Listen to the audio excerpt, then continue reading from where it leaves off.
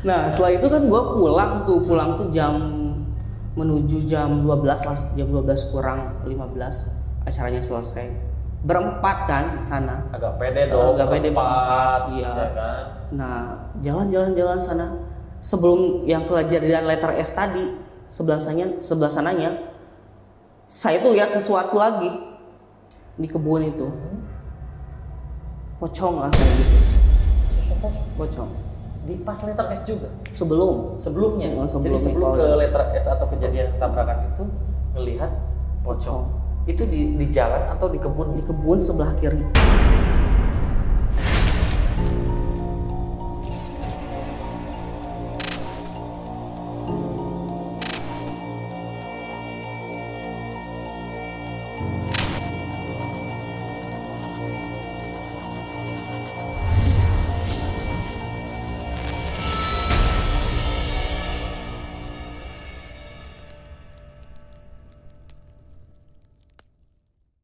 Assalamualaikum warahmatullahi wabarakatuh. Jumpa lagi bersama saya Kang Ian.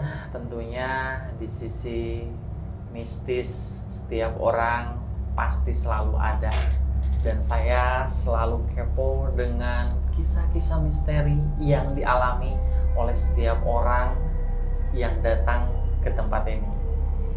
Dan pada kesempatan kali ini ada bintang tamu yang pernah hadir di podcastnya saya. Dan inilah dia, Ray Aidal. Hai. Apa kabar? Gimana kabar? Baik. Alhamdulillah. Dari video yang kemarin saya merasa cukup senang ya. Banyak sekali orang-orang yang berkomentar yang ternyata sudah mengenal kamu. Iya, saya juga gitu kan lihat, wah banyak banget sih yang komen, tapi saya kan nggak tahu orangnya siapa gitu. Orangnya gitu. Gak nyangka juga sih. Iya. Dan apa yang kamu rasakan ketika ternyata banyak orang yang mengenal kita, tapi kita nggak mengenal mereka gitu? Rasanya sih nggak nyangka gitu kan, kok bisa sampai segitunya. Ada yang kepo kan nanyain, ujung-ujungnya ada yang, oh itu seblak ya, gara-gara makan seblak, kok kamu jadi kurusan sih Ray? Kayak gitu, seperti itu.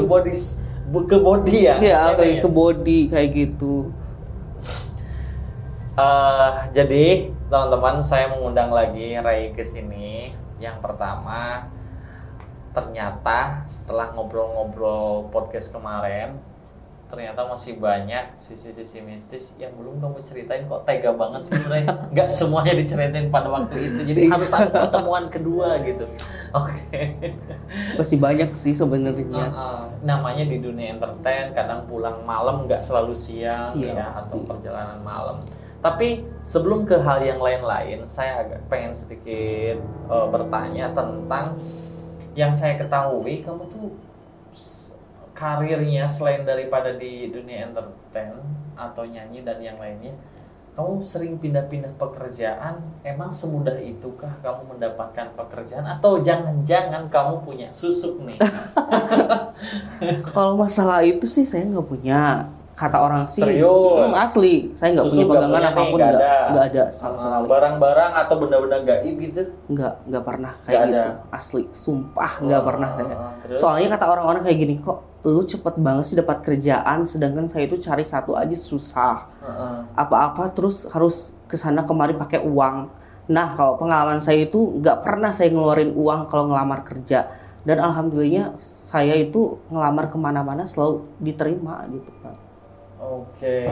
Tapi punya riwayat dari keluarga yang istilahnya dulunya kakek nenek yang orang pinter gitu, atau pernah dijadikan paranormal oleh penduduk setempat? Belum, nggak ada sih. Nggak ada sama sekali. Nah, terus alasan lu bisa pindah-pindah pekerjaan kayak gitu tuh gimana? Bukannya saya itu pilih-pilih ya Kang. Karena itu saya habis kontrak sini, pindah lagi ke sini, ada yang nawarin. Jadi tapi lu nggak perpanjang itu kontrak? Enggak, ada juga yang saya tolak juga, ada pilih-pilih gitu. Gimana job desk-nya gitu kan. Terus dari saya tuh banyak relasi gitu kan yang nawarin. Karena kata orang-orang saya itu mempunyai tingkat kepercayaan diri yang begitu tinggi. Oke, berbeda dengan yang lain iya, gitu ya. Jadi memang kamu masukin lamaran tuh ke berbagai perusahaan gitu kan, mana yang diterima gitu. Iya. Lu keren banget sampai nolak perusahaan gitu. Kalau misalkan nggak sesuai sama bakat saya sih, saya ngapain lu masukin? Iya gitu. betul.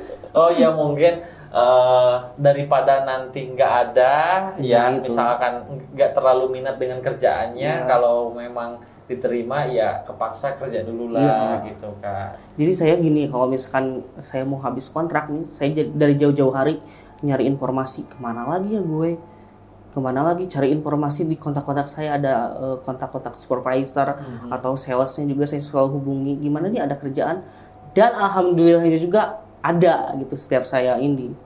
Jadi saya tuh nggak pernah lah dalam jeda waktu setelah habis kontrak lama, paling juga 3 hari udah dapat kerjaan. Nganggurnya gitu kan. Oke. Soalnya job apa aja daripada nganggur kamu ambil. Iya ambil. Oke. Soalnya emang saya mah orangnya kerja keras banget. Orang Sunda katakan itu tebauan. Iya. Ya semua banget. Pekerjaan dilahap gitu ya yang kan. Penting jadi cuan gitu. Yang penting jadi cuan. Tapi rata-rata yang membuat kamu tidak nyaman di kerjaan itu dari segi pertemanan kah atau bosnya kah atau gimana? Paling iya sih ada orang-orang yang di dalamnya gitu kan. Ada yang beda, nggak satu frekuensi sama saya. Tapi saya memang nggak baperan, orangnya cuek lah gitu kan. Oh cuek. Tapi sekiranya tidak nyaman, nggak banyak omong, langsung tinggalin gitu. Iya gitu aja. Saya mah orangnya nggak baper yang pertama. Terus dia ada orang ya waktu saya kerja di perusahaan ini, si kepalanya itu nggak suka sama saya, tetapi kan itu cuma kepala distributor. Nah dari kepala distributor ada lagi atasan saya HRD dan juga yang di atasnya lagi emang suka sama saya gitu. Jadi saya bodo amat gitu kan. Yang penting saya kerja bener di jalur yang bener, dan juga atasan yang di sana juga saya suka gitu kan. Oke. Tapi dari sekian banyaknya pekerjaan, ada nggak tipikal perusahaan yang istilahnya dia mempercayai dengan benda-benda klinik untuk memajukan perusahaan tersebut, atau dari teman-teman kamu yang agar disukai bos, ada nggak yang menggunakan cara-cara kotor seperti itu? Ada. Jadi gini ceritanya, waktu saya di perusahaan yang itulah pokoknya nggak mau disebutin ya. Kata SPP saya tuh, Ray, kamu untuk biar target, kan dulu saya tuh jadi SPB jualan satu produk. Satu produk. Jadi ada sistem target. Ya sistem target. Kalau misalkan kamu mau target, mau capai target, kamu ini bawa aja sih di tas kamu. Sesuatu kayak di buntelan kayak gitu. Terus ini buat apa ya Pak? Ya bawa aja, jangan banyak obrol kayak gitu. Terus simpan aja di tas kamu. Suruh disimpan. Simpan aja di tas. Kalau misalkan saya ke toilet terus dilepas kayak gitu. Oh jadi jangan sampai tuh barang dibawa ke toilet. Jangan. Lagi-lagi sesuatu yang berhubungan dengan benda-benda klinik, barang-barang gaib ya, atau yang disebut mustika, itu tidak boleh dibawa ke toilet. Kenapa? Why? Ya terus? Nah setelah itu kan emang target saya itu 1 bulan 200 juta. 200 juta. Dan emang saya percaya nggak percaya sih. Tapi target juga. Terus? Selalu target, selalu chip gitu di setiap bulannya. Setelah saya pegang itu, dan saya tuh kepo kan, mau buka-buka kayak isinya apa sih, penasaran banget tapi nggak boleh gitu sama SPP saya. Itu dibalut kain atau kain hitam? Kain hitam kecil, tapi kecil kayak teh celup apa sih kayak gitu. Nah seperti itu. Mungkin keras, kalau keras mungkin batu. Iya, tapi itu mah nggak keras. Nggak keras, kayak kertas atau kayak kertas kayak gitu. Oh, mungkin kayak wafak kayak gitu, kayak tulisan-tulisan. Oke, kalau misalkan memang di dalam satu benda yang dibalut dengan kain hitam, kain putih, dan tidak boleh dibawa ke kamar mandi dan ada tulisan Al-Quran, ya mungkin masih logis jangan dibawa ke kamar mandi. Tapi terkadang ya ada yang nggak logisnya, jenisnya yang keris kayak gitu ya kan, itu tidak boleh dibawa ke kamar mandi. syarat macam apaan seperti itu kalau berpikir secara logika. Iya betul sekali. Tapi setelah megang itu target pun tercapai. Tercapai. Oke. Dan ada satu ketika nih saya tuh ketinggalan. Emang rute saya itu jauh banget ya ke daerah Tasik, Ciawi. Ketinggalan di toko yang sebelumnya gitu. Sampai saya balik lagi ke sana tuh harus seminggu yang akan datang gitu kan. Nah setelah ketinggalan saya nggak bawa apa-apa kan, polos gitu kan, nggak nyimpen itu. Kemudian bulan-bulan yang mau akhir tutup bulan itu saya nggak chip target, nggak chip. Jadi si barangnya ketinggalan dan akhirnya nggak target. Iya, padahal sebelumnya kamu nggak mempercayai banget itu kalau bukan dikasih dari SPP. Itu. Oke. Tapi teman-teman kamu mempercayai itu nggak, atau teman-teman kamu dikasih juga, atau cuma kamu doang? Semua dikasih. Oh, semua dikasih. Tim saya itu semua dikasih. It's okay. Magic banget ya dengan megang barang itu terus penjualan. Cuman takutnya itu sistemnya kredit atau apa? Barang-barang yang dikeluarin? Enggak sih, cash semuanya. Oh, cash semuanya. It's okay, enggak masalah kalau cash. Kalau misalkan kredit, itu takutnya macet, ya. Loh, kok gue ngambil barang ini gitu? Padahal gue gak pengen. Buat apa ini gitu ya kan? Tiba-tiba aja secara tidak langsung kesadarannya hilang gitu. Ya, dia ngambil barang hanya ketika ada salesnya aja. Ketika sudah tidak ada, wah ini ada barang kayak gini buat apaan gitu. Tapi untungnya cash ya. Cash. Oke. Dan jadi, gimana ya? Bosnya ada ritual-ritual khusus nggak yang sepengetahuan kamu gitu, yang tiap malam Jumat kayak malam Selasa atau malam-malam tertentu gitu? Iya katanya gitu. Kalau misalkan setiap malam Jumat dia tuh harus pergi ke salah satu kakek-kakek. Oh iya. Dia yang pegangnya itu kakek-kakek. Lalu saya tanya, ngapain bos ke sana? Ada aja, pokoknya yang penting lo kerja yang benar, dan kalau misalnya gue suruh ini pegang ini harus turuti kayak gitu. Okay. Jadi emang si SPP saya itu benar-benar percaya banget, udah lama sih dengan hal-hal seperti itu. Tapi dia ibadahnya lancar atau lancar? Oh lancar. Oke. Jadi teman-teman, ada yang disebut kejawen itu ya, saya pernah dengar sedikit-sedikit lah ya. Jadi ritual-ritual masih sering digunakan. Lu pernah dengar nggak istilah kalau orang mau panen padi terus ada bawa sesajen? Orang-orang zaman dulu tahu, bawa sesajen gitu kan. Itu bukan untuk melencengkan diri kita musyrik dan sebagainya katanya gitu. Dan segala sesuatu yang kita pegang sih Ray, yang menurut gue paham, entah itu dari benda musik atau apa, yang penting hati kita itu tidak melenceng atau tidak terlalu meyakini terhadap benda tersebut. Gitu kan. Kembali lagi ke Tuhan kita masing-masing seperti itu.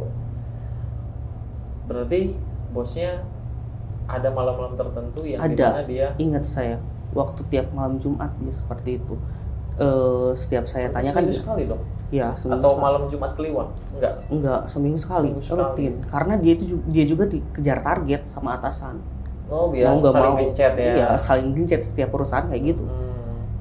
Dan saya suka komen kan dia kalau misalkan dia update di WA, di SW-nya. Bos lagi kemana tuh? Kayaknya mistis banget deh. Iya, gua tahu lu itu kepo banget. Iya, kepo banget. Gue orangnya kepo banget. Justru dengan itu kepenasaran lu itu terobati ya, kalau udah ada jawabannya. Dan dia selalu mau jawab mau ke tempat itu. Iya. Ketika ditanya seperti itu. Karena saya juga kan benar-benar bertanya-tanya, masa setiap hari harus bawa benda seperti ini kan gitu. Dan penasaran saya juga terobati setelah kejadian beberapa. Udah chip target. Tapi setelah lu keluar dari tempat kerjaan itu barang dikembalikan atau memang lu bawa? Dikembalikan. Oh, dikembalikan. Nggak mau gue. Berarti nih bos, perusahaan yang paling dia takuti adalah bukan masalah nih karyawan bawa uang kabur, tapi lebih ke itu takut barang dibawa kabur. Iya. boleh seperti itu. Dan by the way gimana akhir-akhir ini?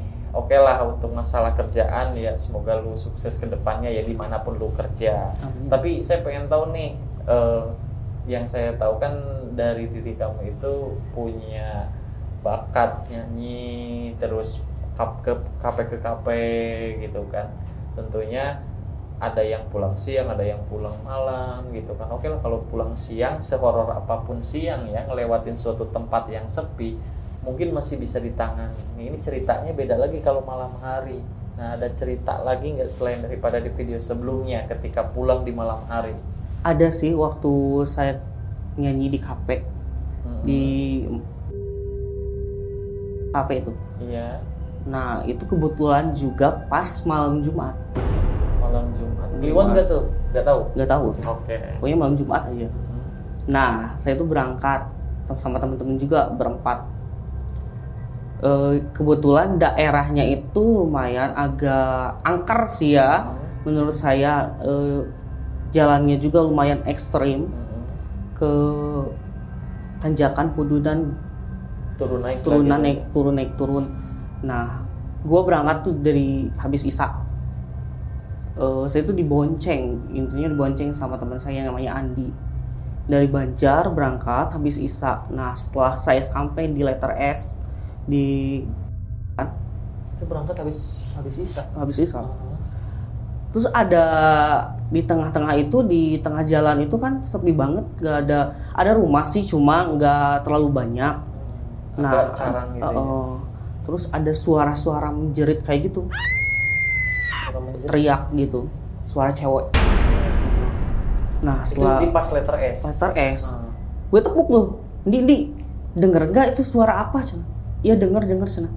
Ayo Cina, lurus aja kita jalan, nggak usah mikirin hal-hal seperti itu. Berarti itu sekitar jam 8-an?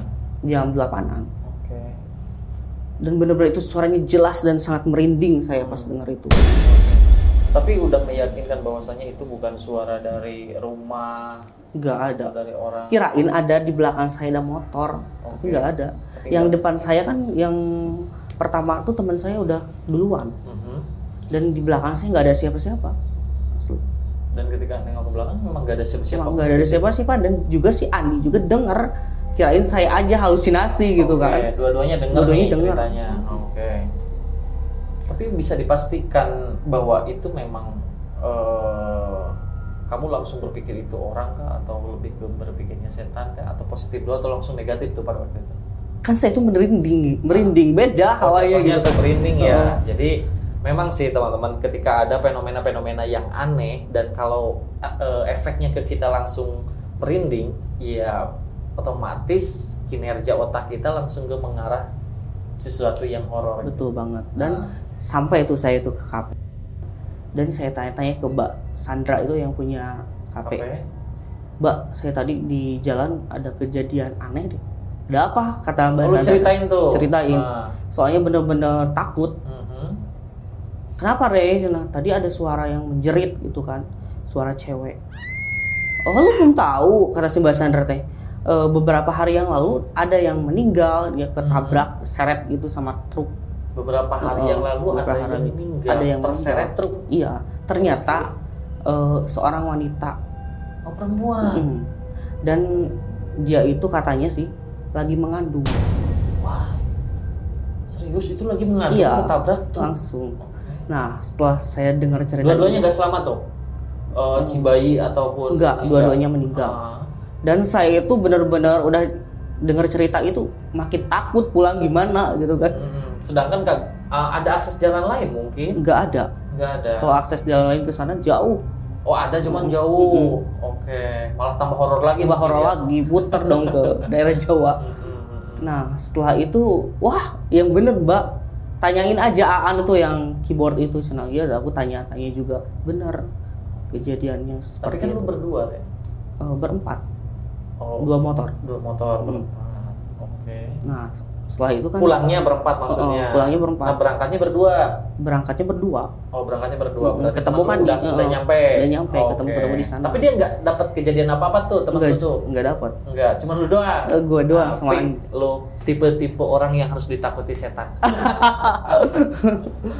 Nah, setelah itu kan gua pulang tuh menuju jam 12 lah, jam 12 kurang 15 acaranya selesai. Berempat kan di sana. Agak pede dong. Agak pede berempat. Iya. Ya kan? Nah, jalan sana. Sebelum yang kejadian letter S tadi, sebelah sananya saya tuh lihat sesuatu lagi di kebun itu. Pocong lah kayak gitu. Sosok Pocong. Di pas letter S juga? Sebelumnya? Jadi sebelum ke letter S atau kejadian tabrakan itu ngelihat pocong. Itu di jalan atau di kebun? Di kebun sebelah kiri, ingat. Oh, kebun sebelah kiri. Ya mungkin kebun pisang kali, ada kayak daun kering gitu, bukan? Bukan sih. Cuma itu emang nggak sengaja. Tapi lu juga merinding juga di situ? Merinding banget. Ternyata yang ngelihat juga bukan saya aja, Kiki sama Yogi juga lihat. Oh, yang teman lu yang di belakang lihat. itu juga ngelihat? Iya. Histeris dong? Iya dong, histeris, kita jerit-jerit kan. Untung aja nggak ada yang mogok, nggak ada yang habisan bensin. Nggak ada yang mogok di situ. Jadi nggak ngeganggu sampai ke kendaraan lah ya? Enggak. Tapi ngebut dong berarti jatuhnya? Ya ngebut dong. Soalnya nggak kepikiran apa-apa. Wah, itu bener-bener spontanitas dan benar-benar kelihatan pocong gitu.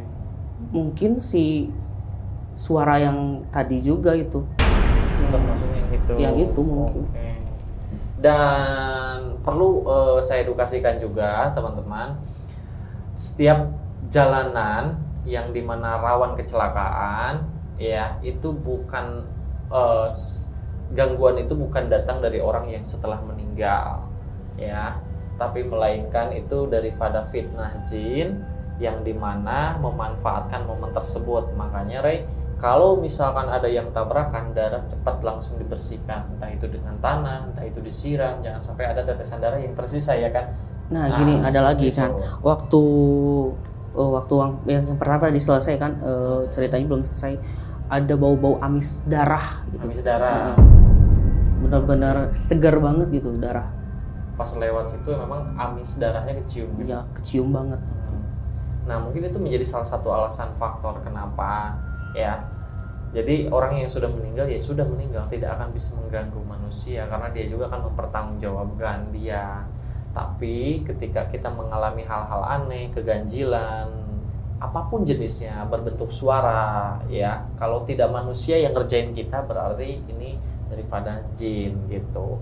Seperti itu. Ada yang disebut namanya jin khorin. Jin khorin itu seseorang yang dari pertama lahir ke dunia sudah ditemani dengan jin khorin. Makanya kalau misalkan ada anak bayi jatuh, terkadang nggak kenapa-napa. Nah, ya itu biasanya. Nah, gitulah pokoknya.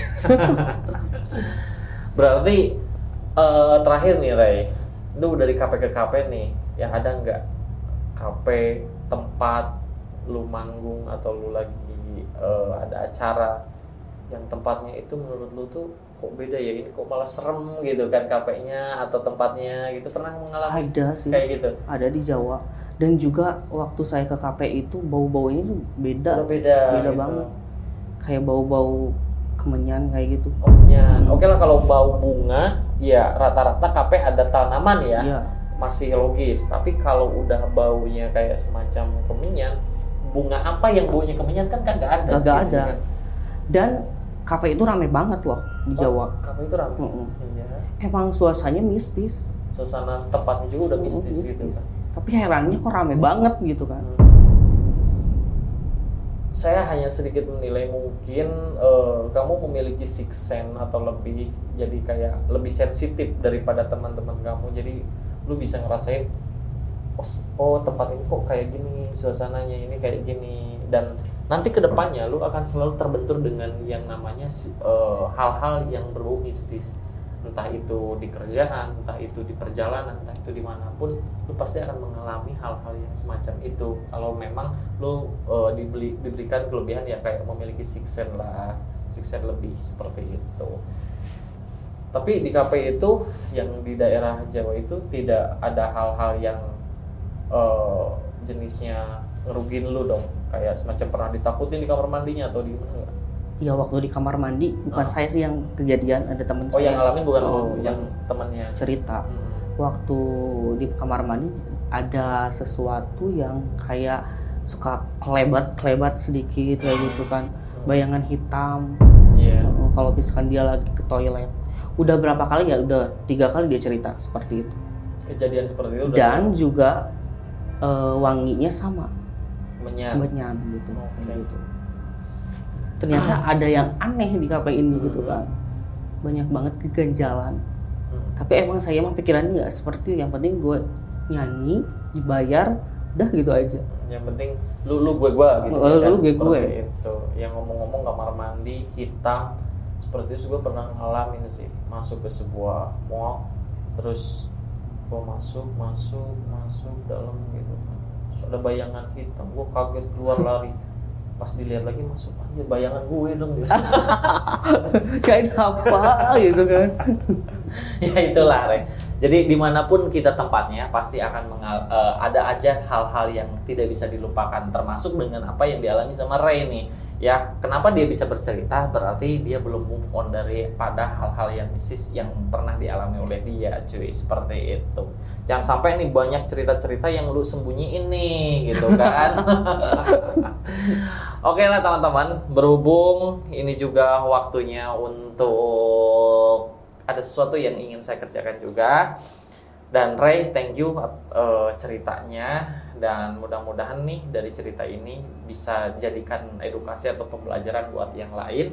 Bahwasannya dia adanya alam manusia, di situ juga ada alamnya jin, seperti itu ya. Seperti yang di akhir tadi disampaikan, kata Rey, lulu gua gitu kan. Jadi ya udahlah, namanya hidup pasti ada aja masalah. Seperti itu ya Rey ya. Betul. Oke.